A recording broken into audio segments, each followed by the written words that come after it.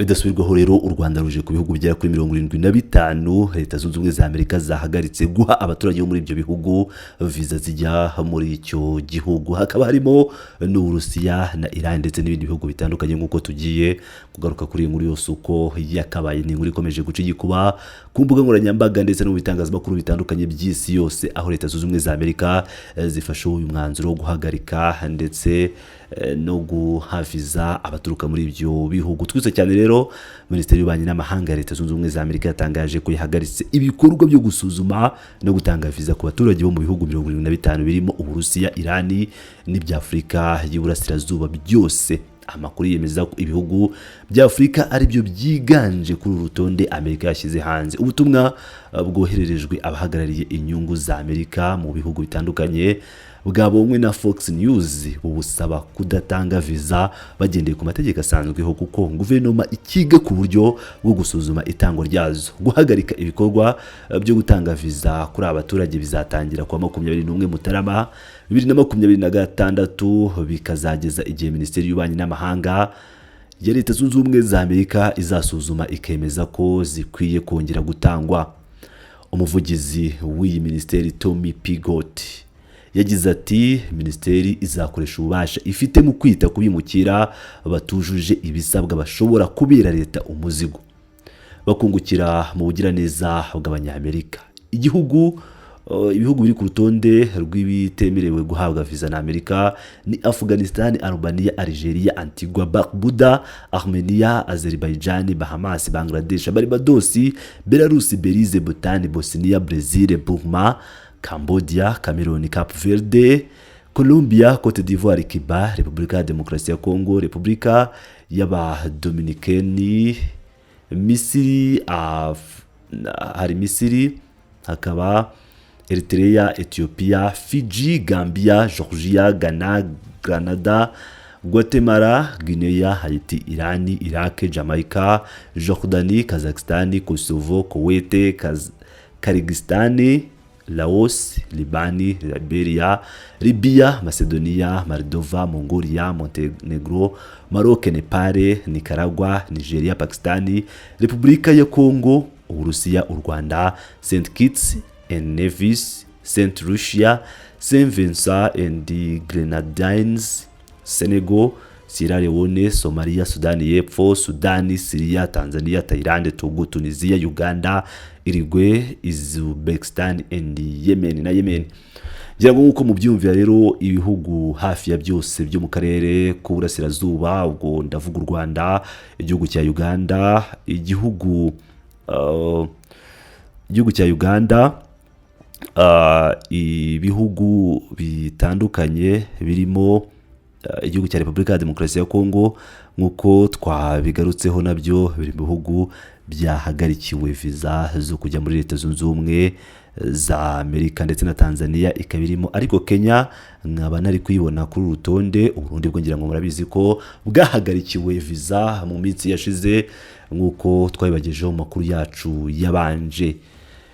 Ibi rero bikaba bibaye mu gihe Leta Zunze Ubumwe za Amerika zamaze guhagarikira inshingano ambasaderi wabo mu gihugu cy'u Rwanda witwa Eric Kenidla, nawe akaba yamaze kuba yasoza inshingano ze yari afite mu Rwanda. Ibijyanye no kohereza undi mwambasaderi cyangwa undi uhagarariye Leta Zunze Ubumwe za Amerika mu Rwanda byo ntabwo biratangazwa. Uyu mwambasaderi rero akaba yakiriwe na Perezida Paul Kagame. Perezida Kagame rero akaba yakiriye muri Village Urugwiro ambasaderi wa Amerika mu Rwanda Eric Kenidla, amusezeraho kuko arangije inshingano ze. Ambasaderi Eric Kenidla yemejwe nk'ambasaderi wa Amerika mu Rwanda muri Kanama 2022 na Perezida wa Leta Zunze Ubumwe za Amerika Joe Biden. Uyu mudiplomate yarahiriye inshingano zo guhagararira Amerika mu Rwanda muri Kanama 2023. Kenidla yakunze kugaragara kenshi ku mbuga nkoranyambaga agaragaza ko yasuye bimwe mu bice nyaburanga by'u Rwanda kandi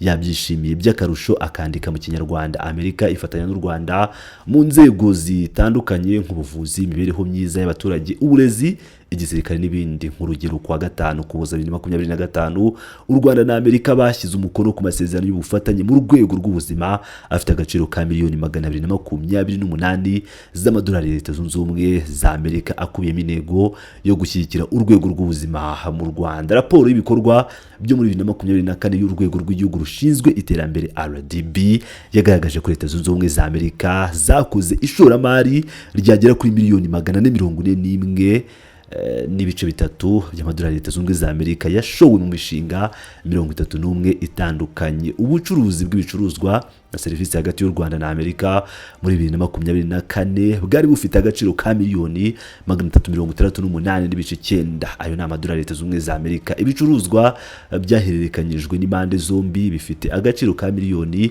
74 n'ibice 9 nabyo by'amadolari Leta Zunze Ubumwe za Amerika, naho agaciro ka serivisi kari miliyoni 294 z'amadolari Leta Zunze Ubumwe za Amerika. Eric Kenidla n'umwe mu badiplomate bakuru ba Amerika yamaze igihe ari chargé d'affaires w'agateganyo muri ambasade ya Amerika muri Kenya guhera muri Mutarama 2021. Yatangiye inshingano muri Kenya muri 2017 nk'umujyanama mu bya politike. Mbere yaho yakoze inshingano muri ambasade y'Imanira muri Philippines, anaba umujyanama wungirije mu bya politiki muri ambasade y'i Bangkok muri Thailand. Mu mpera z'Ukuboza 2025 Trump yatangaje ko yahamagaje ba ambasaderi 29 barimo 13 bo muri Afurika na Eric Kenidra wo mu Rwanda yari mu bahamagajwe. N'icyemezo cyafashwe mu buryo bwo kugendera muri gahunda nshya ya Amerika mu bijyanye na diplomasi. Bamwe mu bayobozi ba Minisiteri y'Ububanyi n'Amahanga ya Leta Zunze Ubumwe za Amerika bavuze ko abayobozi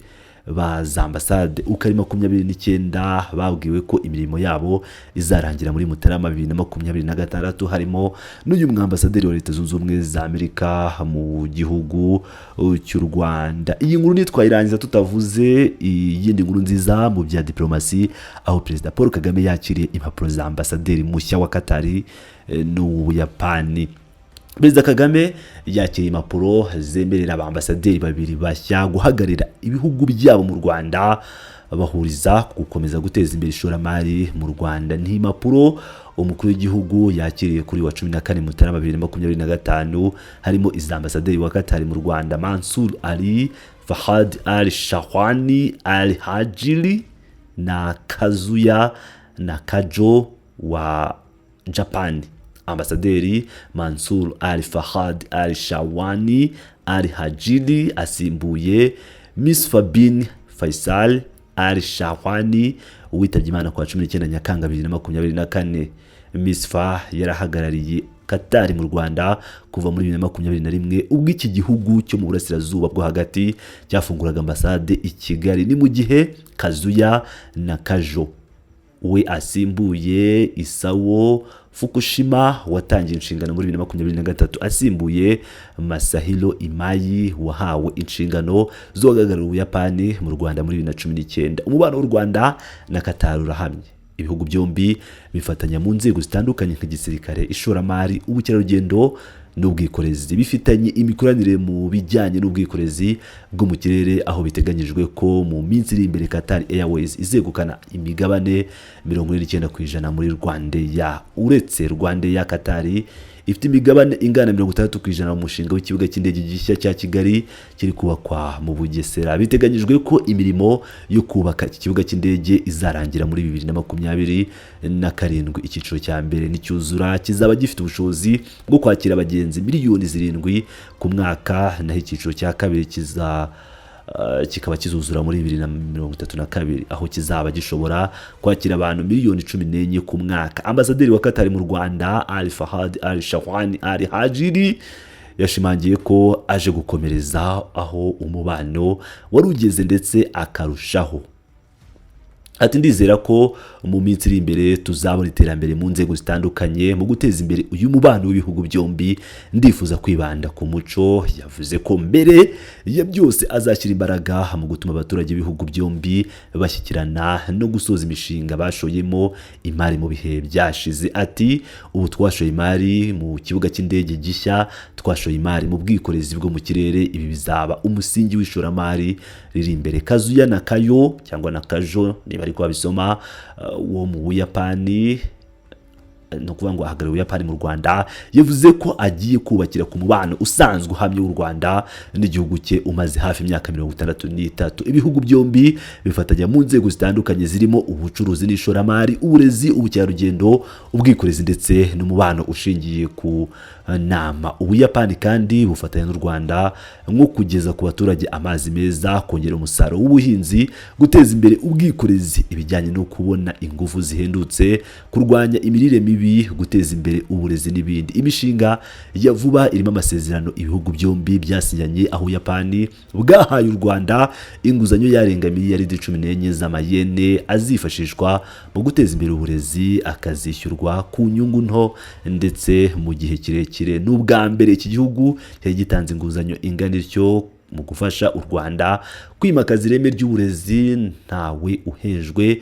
Uretse iyo nguzanyo kandi Ubuyapani buherutse gutera inkunga iyubakwa ry'umuyoboro munini mu Rwanda ukura amazi ku ruganda rwa Nzove ukayajyana mu kigega cya Ntora kiri ku Gisozi, aho asaranganywa ibice bitandukanye by'umujyi wa Kigali no hanze yawo. Ni umuyoboro wuzuye utwaye miliyoni 20 z'amadolari Leta Zunze Ubumwe za Amerika, arenga miliyaridi 25 z'amafaranga y'u Rwanda. Ukaba ari inkunga nini Ubuyapani bwari butanze mu bijyanye no kugeza amazi meza ku baturarwanda kuva ibihugu byombi byatangira gufatanya mu mishinga itandukanye. Ambasaderi Kazuya Nakajo yavuze ko ntako bisa kuba yashyikirije Perezida Paul Kagame impapuro zimwemerera guhagarira igihugu cye mu Rwanda. Ati nzakora ibishoboka byose kugira ngo twagure umubano uri hagati y'Ubuyapani n'u Rwanda mu nzego zitandukanye zirimo ubukungu, uburezi, ubucuruzi, umuco ndetse no gusangira ubunararibonye ku baturage. Ambasaderi Kazuya Nakajo yashimiye ubuyobozi bwa Perezida Paul Kagame bwashyize politike zorohereza abantu mu nzego zitandukanye mu bukungu, ubucuruzi no korohereza abarushoramo imari. Ati nicyo gihugu cya mbere kuri uyu mugabane mu gutuma ibyo biba. Nzagerageza gushishikariza Abayapani benshi kuza mu Rwanda. Uwo ni ambasaderi w'Ubuyapani mu gihugu cy'u Rwanda. Nk'ibisanzwe rero ndabashimiye inshuti bakunzi ba Pilot News TV, mukomeze mwane nanjye ndakomeza kubagezaho amakuru menshi agiye atandukanye. Ndabakunda cyane, muri Abagaciro.